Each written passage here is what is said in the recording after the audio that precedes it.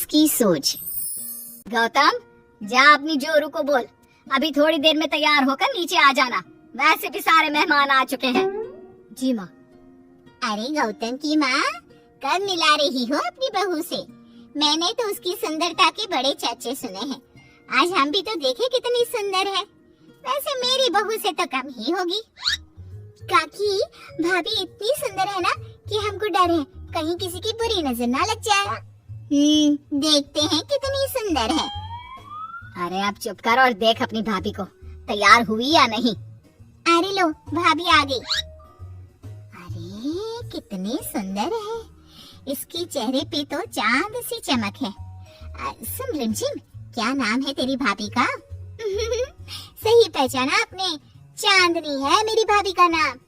क्या हुआ काकी, मुंह से बाहर शब्द नहीं निकल रहे? यह चांदनी भाभी की चांद सी सुंदरता ने आपका मुंह बंद करवा दिया। हाँ सुंदर तो है, पर सुंदरता से क्या होता है? लड़की में गुण भी तो होने चाहिए। मेरी बहू में सुंदरता के साथ साथ संस्कार भी है। अरे वाह गौतम, सच्ची में तुम्हारी बीवी बहुत सुंदर है। हाँ, एकदम चांद जैसे अलग चमक रही है तुम्हारी बीवी इस पूरी पार्टी में। बात तो तुम एकदम सही कह रहे हो। इस भीड़ में भी सबसे अलग चमक रही है मेरी चांदनी। आज इस पार्टी में तुम्हारी बीवी की सुंदरता ने 4 चांद लगा दिया है। कुछ दिनों बाद जब गौतम की माँ आस पड़ोस की औरतों से गप्पे मार रही होती है। माँ जी, मेरी माँ की तबीयत थोड़ी खराब है, आप इजाजत दो तो क्या मैं और गौतम एक बार वहाँ हो आए? हाँ हाँ बहू, ठीक है। जब शाम को गौतम काम से आ जाए तो अपने मायके हो आना। ये क्या उसने बोला और तुमने जाने दिया? हाँ, अभी उसने बताया तो सही, उसकी माँ की तबीयत खराब है। लेकिन तुमने जाने क्यों दिया? तुम्हें मना कर देना चाहिए था। लेकिन क्यों? अरे तुम्हारी बहू को अभी शादी किए थोड़े ही दिन हुए हैं और वो अपने मायके जा रही है। अरे घूमने थोड़ी ना जा रही है, वो अपनी माँ को देखने जा रही है। अरे कुछ नहीं जानती, बहुत भोली हो। ये बहुएं बस बहाने बनाती हैं अपने मायके जाने के लिए। मैं तो कहती हूँ तुम अपनी बहू पे थोड़ा ध्यान दो। एक तो तुम्हारी बहू रूप की सुंदर है, कहीं तुम्हारे बेटे को बहला फुसला ना दे। अरे लेकिन वो ऐसा क्यों करेगी?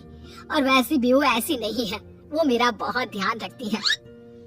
तुम ना आजकल की बच्चों को नहीं जानती।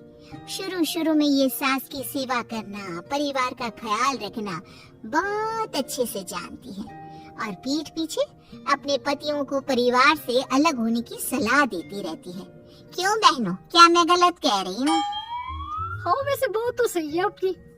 और पता है, मेरी बहन के बेटे की शादी को अभी 1 महीना भी नहीं हुआ और उसका बेटा अपनी बीवी की हर बात मानता है। और तो और अपनी बीवी के लिए अपनी माँ से लड़ता भी है। पूरा का पूरा अपनी जोरू का गुलाम बन गया है। तुम्हारी बहू वैसे भी इतनी सुंदर है, ऊपर से पढ़ी लिखी भी है। और आजकल की पढ़ी लिखी लड़कियां अपने पति को चिकनी चुपड़ी बातों में फंसाकर अपना काम निकलवाना जानती है। हाँ। अरे हाँ, पर मेरी बहू चांदनी समझदार है। हाँ यही तो बात है, तुम किसी के चेहरे पे देखकर उसके दिमाग में क्या चल रहा है वो थोड़ी ना बता सकती हो। और हाँ, अपनी बहू के चांद से सुंदर चेहरे को देखकर धोखा मत खा जाना। अरे जरूरी थोड़ी ना है जो इंसान चेहरे से सुंदर हो वो मन से भी सुंदर हो, क्योंकि चांद पे भी तो दाग होते हैं। थोड़ी देर बाद सभी अपने अपने घर चले जाते हैं। शाम को चांदनी और गौतम घर आते हैं।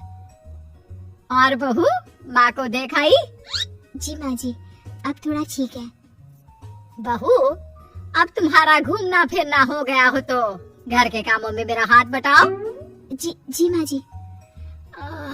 मेरा ये घुटनों का दर्द कभी भी शुरू हो जाता है। बहू, लगता है आज सारा काम तुझी को करना होगा। कोई बात नहीं माँ जी, काम ही तो है, काम तो होता रहेगा। आप पहले अपना ख्याल रखिए।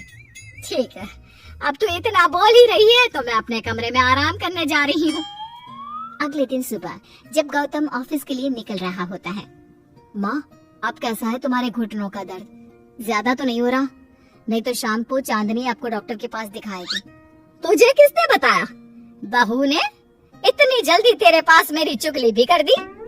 हाँ, चुगली नहीं, उसे आपकी चिंता है इसलिए उसने मुझे बताया। उसे डर था कहीं आपका दर्द बढ़ ना जाए। थोड़ी देर बाद चांदनी वहाँ आती है। माँ जी, मैं सोच रही थी हम लोगों को अब किसी दूसरे घर में शिफ्ट हो जाना चाहिए। लेकिन क्यों? और अचानक से तुम्हें ये ख्याल क्यों आया? वो माँ जी, मेरी एक सहेली अपना घर बेच रही है और उसका घर गौतम के ऑफिस के पास पड़ता है। और देखिए ना, गौतम को यहाँ से ऑफिस कितना दूर पड़ता है और आपके लिए भी बाजार दूर पड़ता है। अगर हम वो घर खरीद लेते हैं तो हमारा कितना फायदा है। गौतम को ऑफिस के लिए दूर नहीं जाना पड़ेगा और आपको जब शॉपिंग जाने का मन करे आप जा सकती हो। ऊपर से वो मेरे दोस्त है तो वो हमें घर थोड़े कम दाम में भी बेचेगी। हाँ, बात तो तुम सही कह रही हो। कोई जरूरत नहीं है घर बदलने की। और तू क्या अपनी बीवी के हाँ में हाँ मिला रहा है? लेकिन माँ, मैंने एक बार बोल दिया ना तो बस, अब इसके बारे में कोई बात नहीं होगी। और ये कहते हुए वो अपने कमरे में चली जाती है। चांदनी भी उनके पीछे पीछे चली जाती है। क्या हुआ माँ जी? मैं कुछ दिनों से देख रही हूँ आप कुछ अजीब सा बर्ताव कर रही हैं। क्या अजीब सा? ऐसा ही तो करती हूँ। अगर तुम मुझसे घर के बारे में बात करने आई है तो पहले ही कह देती हूँ, बिल्कुल नहीं। नहीं माँ जी, घर के बारे में बात करने नहीं आई। माँ जी, मुझसे कोई गलती हो गई है क्या? अगर कोई गलती की है तो डांट दीजिए, बात कीजिए, पर माँ जी ऐसा व्यवहार मत कीजिए। मैं बिल्कुल बुरा नहीं मानूंगी। और अगर आप अभी बताना नहीं चाहती तो आपका जब मन करे बता देना। मैं बस इतना ही कहने आई थी। कहीं मैं आस पड़ोस की औरतों की बातों में आके अपनी बहू के साथ गलत तो नहीं कर रही? और वैसे भी वो सही तो बोल रही थी। उसने मेरे और गौतम के बारे में ही तो सोचा। वो हमारे बारे में इतना सोच रही है और मैं दूसरों की बातों में आकर उस पर शक कर रही हूँ। कुछ दिनों बाद काकी गौतम के घर गौतम की माँ से मिलने आती है। और गौतम की माँ, कैसी हो? मैंने सुना तुम घर बदल रही हो। हाँ, वो वहाँ से गौतम का ऑफिस पास पड़ता है ना, वहाँ की तरफ ज्यादा सुविधाएं भी है। लेकिन इतनी जल्दी तुमने घर कैसे ढूंढा? किसने बताया? मुझे भी बताओ, मुझे भी अपना घर बदलना था। ये चांदनी का आइडिया था, उसी ने घर ढूंढा। देखा, मैंने कहा था ना, इसने अभी से अलग घर ढूंढना भी शुरू कर दिया। देखो, इसमें मेरी भी रजामंदी है। और तुम क्या मेरी बहू की जासूसी करने यहाँ आती हो या मेरा हाल चाल पूछने? मैं तो बस। और एक बात मेरी ध्यान से सुन लो, मेरी बहू भी सुंदर है, उसका मन भी उसी की तरह सुंदर है। और एक बात, चांद में दाग जरूर होते हैं, पर जिस तरह आसमान के सभी तारे मिलकर चांद जैसी चमक नहीं दे सकते, उसी तरह मेरी बहू चांदनी की सुंदरता और खूबियों की बराबरी तुम्हारी या और किसी की बहू नहीं कर सकती। कहने की जरूरत नहीं। काकी कोई भी जवाब दिए बिना चुपचाप वहाँ से उठकर चली जाती है।